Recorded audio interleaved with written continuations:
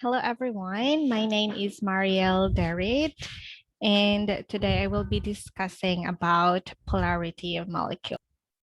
So I will be sharing my screen now.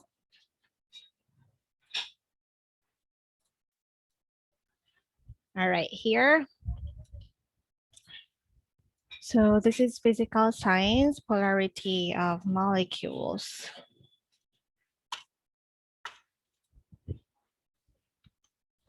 And so at the end of the lesson, you will be able to differentiate polar and nonpolar bonds, determine the polarity of chemical bonds between atoms using the concept of electronegativity, familiarize with the different molecular shapes, and explain how polarity of bonds and molecular geometry affects the polarity of molecules. So let's have a game first. Chemical bonds are formed when atoms lose, accept, or share electrons. An ionic bond, so it exists between metals, that is metals plus non-metals. However, covalent bonds, so it exists between non-metals and non-metals. Okay, so let's learn. So where is the metals, metalloids, and non-metals in a periodic table? So the red one, that is lithium, sodium, beryllium, and so on. So they are metals. They're called metals. And metalloids, the yellow black one, and non-metals, the blue one. So hydrogen, and including carbon, nitrogen, and so on. So let's tell whether the compound below is an ionic compound or covalent compound. Again, ionic compound, it exists between metals and non-metals. However, covalent compound, it exists between both non-metals and non-metals. So let's try. Number one, sodium chloride.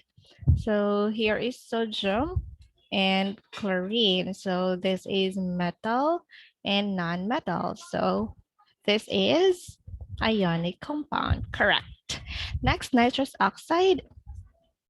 So here's nitrogen and here's oxygen. So they are both non-metals. So they are, so they are covalent compound, correct.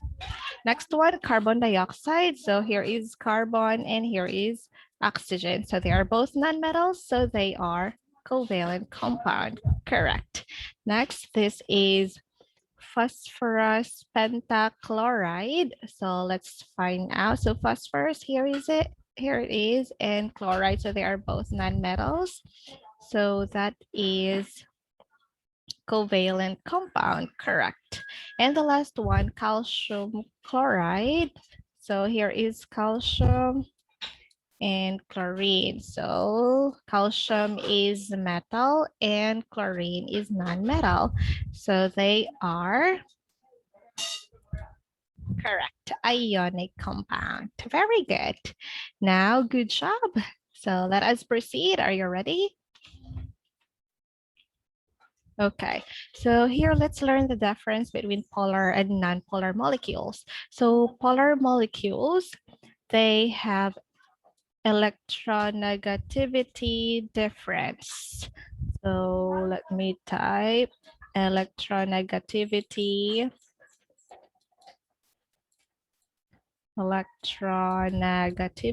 difference. So there's a presence of electronegativity difference. However, non-polar molecules, so they do not have the charges. So in a solution, polar molecule cannot be mixed with the non-polar molecule. So here's an example between polar versus non-polar. So there is an electronegativity difference presence. However, non-polar is a happy relationship because they both share an equal electrons. Now, next one. So this is a polarity experiment made by me. So I am really sorry for the lapses.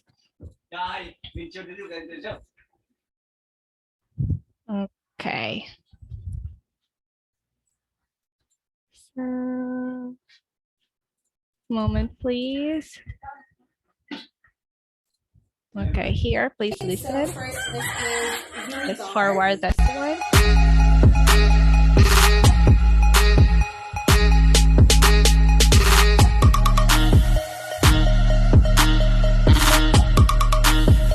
Let me forward.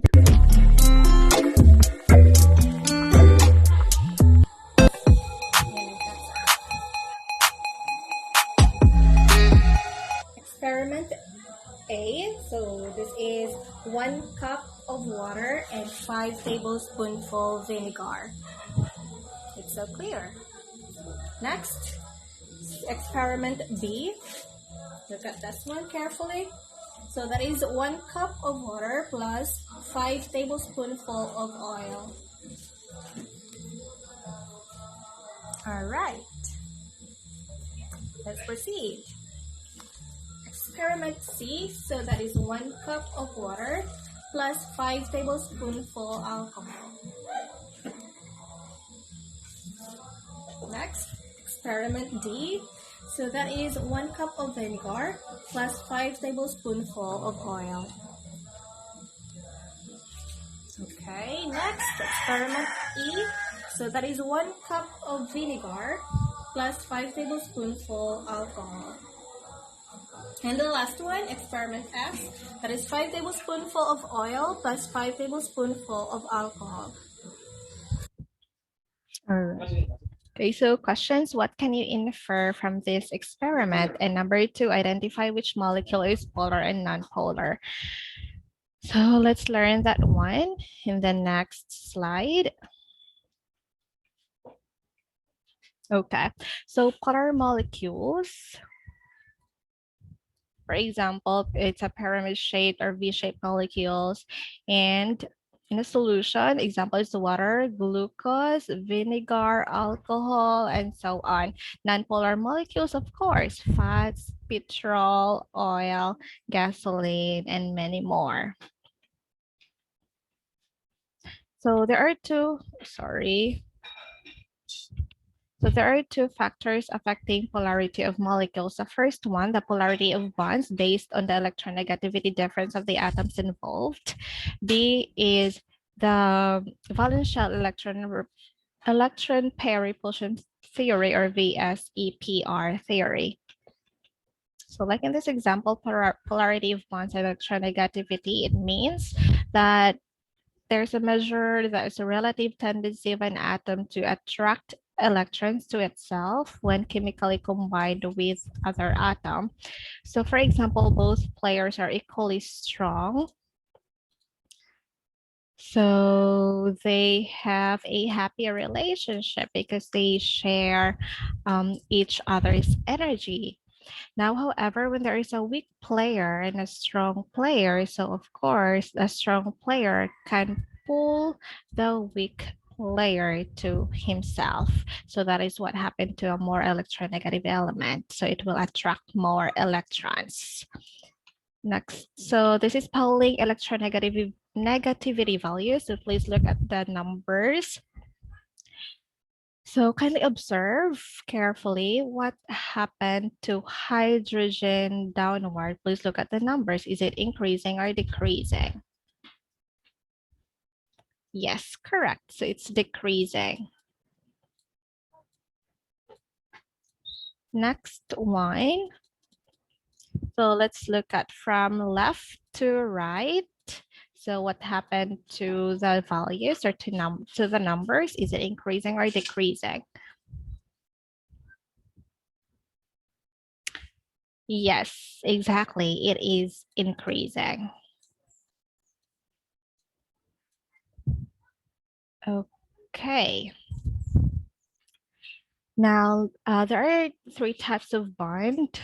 That is ionic, polar covalent, and non-polar covalent. So ionic that is greater than 1.7. Polar covalent equals to 0.5 to 1.6. In non-polar covalent, that is less than to 0.4. So let's try the example, calcium and chlorine. So calcium, so that is 1.0 electronegativity value, 1.0, correct? Chlorine, okay, here is chlorine, 3.0. So 1.0 minus 3.0 is equal to negative 2.0. So let's do it in an absolute value. So that is equal to 2.0. So that is ionic bond since it is greater than 1.7. Now let's try the next one. Okay, so negativity values of a chlorine is 3.0. So 3.0, sorry, minus 3.0 is equals to 0. So what is it? Yes, correct. That is non-polar covalent because it is less than 0.4. Non-polar. Okay, next one. How about hydrogen and chlorine? So hydrogen has 2.1 electronegativity element. So, oh, so that is 2.1 minus chlorine 3.0. So that is equivalent to negative 0.9 and absolute value 0.9. So it is 0.9. So that is polar covalent since it is equal to 0.5 to 1.6. So that is polar covalent. Okay. So let's try the next one. So these are the following steps in how to draw Lewis structure, but I have an easier step to that. So please stand by. So there are different molecular shapes: linear, trigonal, planar, bent or angular, tetrahedral, and so on.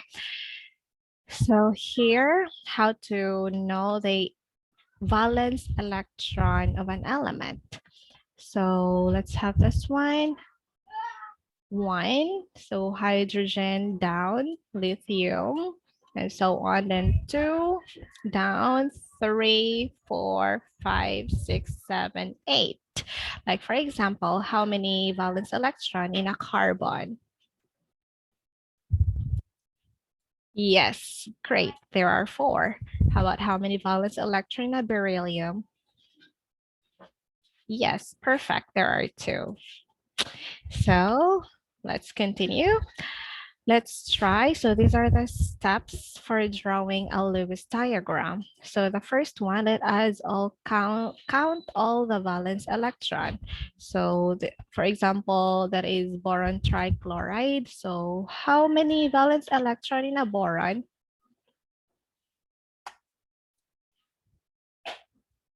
Yes, perfect. There are 3. Okay, so correct. There are 3. And how about chlorine? Chlorine is 7.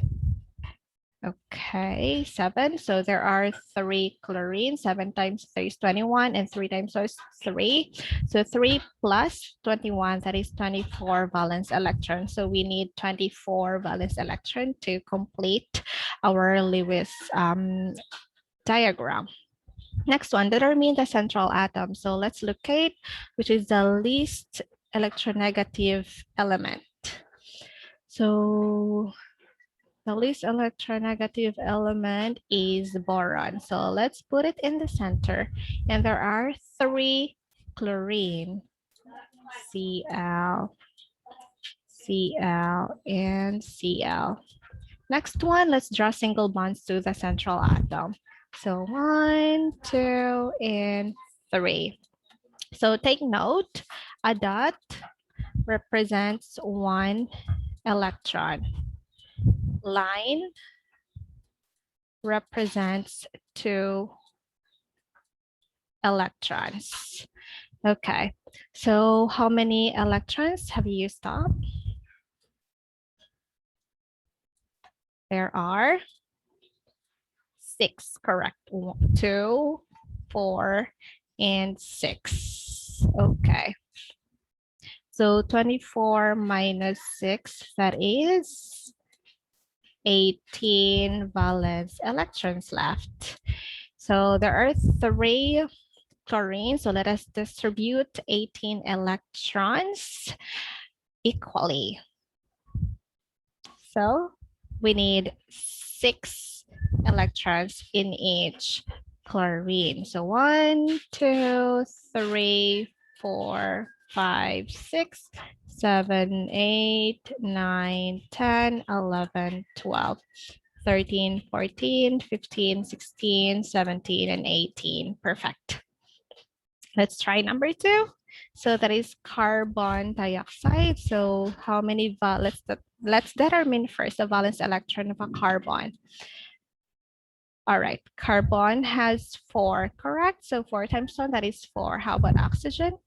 Oxygen has 6 valence electron. So 6 times 2 is 12. So we need 16 valence electron. The next step, determine the central atom. So which one has the least electronegative element? Yes, carbon is correct. Next, let us draw single bonds to the central, no, let's draw oxygen first. Then the third step, so let's draw single bonds to the central atom. All right, here. So there are how many valence electron would you stop? 4, correct. So 2 and 4. So 16 minus 4. So we left 12 valence electrons. Okay, 12. So let us distribute 12 valence electrons equally. So there are 2 oxygen.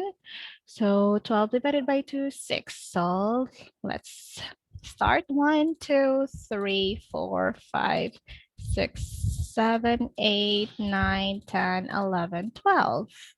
Okay, number 5. So let's turn lone pairs into double or triple bonds to give every atom an octet. So how will we do that? Yes. So let us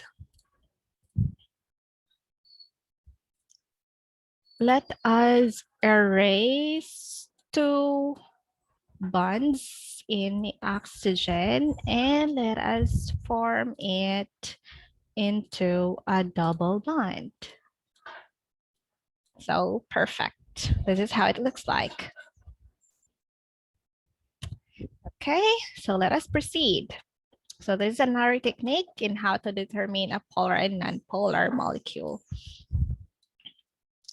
So is the shape symmetrical in 3D? If no, the molecule is polar. If yes, so let us read, are all atoms bonded to the central atoms the same? If no, the molecule is polar. If yes, the molecule is non-polar. Are you ready? Oh. So let us identify. Sorry. So let us identify the molecule is polar or which is non-polar given the Lewis structure and molecular shapes of the molecules. So let's have the first one, ammonia. Is it polar or non-polar? Let's have the, okay, is the shape symmetrical in 3D? Yes. So let's have the second. Are all atoms bonded to the central atoms the same? Look at the central atom. Is it bonded equally to the other atoms? No. So the answer is polar. Yes, so polar is correct. Now let's have number 2. Hydrogen. Look at the question. Is the shape symmetrical in 3D? Yes. Are all atoms bonded to the central atoms the same? Yes or no? Is it bonded equally? No. Oh, sorry. So this is polar. Okay, next one. Let's see CL4. So is a shape symmetrical in 3D? Yes. Are all atoms bonded to the central atoms the same? Look at the central atom. Yes, perfect. So that is non-polar.